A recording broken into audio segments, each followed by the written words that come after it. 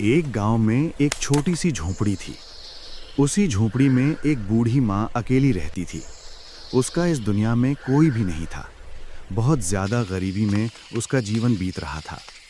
हर दिन वो भीख मांगकर अपना गुजारा करती थी। बूढ़ी माँ बहुत बड़ी भक्त थी। रोज़ सुबह उठकर सबसे पहले प्रभु जगन्नाथ जी की सच्चे मन से पूजा करती थी। फिर भीख मांगने गांव निकल जाती थी। जो भी थोड़ा बहुत अन्न या पैसा उसे मिलता, वो पहले घर आकर प्रभु जगन्नाथ जी को भोग लगाती, फिर खुद खाती थी। उसका विश्वास था कि पहले प्रभु, फिर मैं। एक दिन अचानक बूढ़ी माँ की तबीयत बहुत ज्यादा खराब हो गई। उसके शरीर में बिल्कुल ताकत नहीं बची। वो उठकर बैठ भी नहीं पा रही थी। भीख मांगने जाना तो बहुत दूर की बात थी। कई दिनों से उसने कुछ खाया भी नहीं था।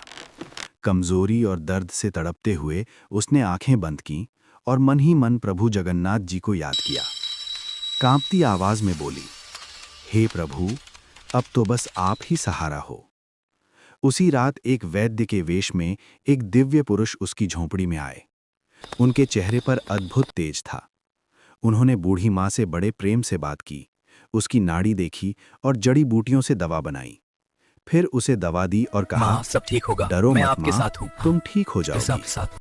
सुबह जब बूढ़ी माँ की आंख खुली तो उसका शरीर हल्का लग रहा था। वो उठकर बैठ सकी। उसे बहुत अच्छा महसूस हो रहा था। उसने इधर उधर देखा, लेकिन वैद्य कहीं नहीं थे। तभी उसकी नज़र प्रभु जगन्नाथ जी की मूर्ति पर पड़ी। उसे ऐसा लगा जैसे प्रभु मुस्कुरा रहे हों। उसी क्षण बूढ़ी माँ समझ गई कि कोई और नहीं, खुद प्रभु जगन्नाथ जी वैद्य बनकर उसका इलाज करने आए थे। आंखों से आंसू बहते हुए उसने हाथ जोड़ दिए और बोली, हे प्रभु, आपने मेरी लाज रख ली। उस दिन के बाद गांव वालों ने देखा कि बूढ़ी माँ पूरी तरह स्वस्थ हो गई थी।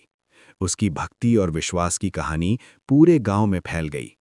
सच्चे मन से की गई भक्ति कभी खाली नहीं जाती। जहां विश्वास होता है, वहां भगवान स्वयं चलकर आते हैं।